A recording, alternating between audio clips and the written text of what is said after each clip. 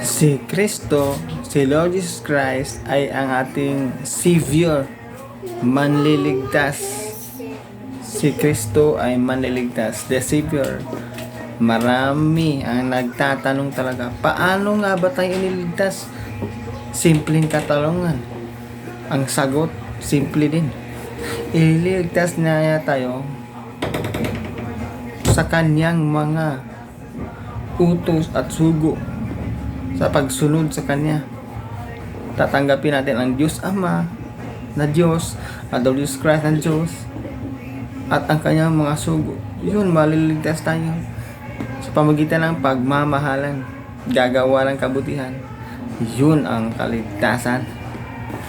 Kung gagawa ka ng kabutihan sa iyong sarili, una sa Diyos, mananampalataya sa Diyos, sasamba sa tunay na Diyos Ama at Lord Jesus Christ, at gagawa ng kabutihan para sa iyong sarili, gagawa ng kabutihan para sa iyong kapwa.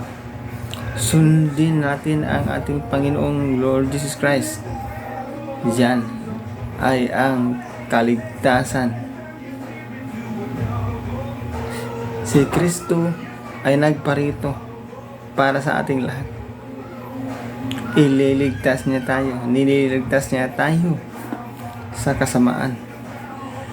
Kasi kapag magiging masama ang lahat ng tao, lilipunin ng ating Panginoon ang lahat ng tao. Yan ang tinatawag nila na paghukom. Katulad ni Noah ang mangyari sa ikalawang pagkatapos, pipili ng Diyos ng mabuti, ititira niya at tapos lilipunin niya ang lahat ng masama.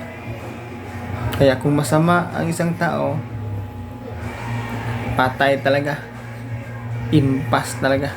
Kung mabuti ka, may chance, ititira ka.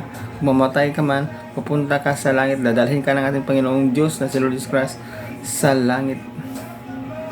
Manliligtas si Lord Jesus Christ, Savior Lord Jesus Christ.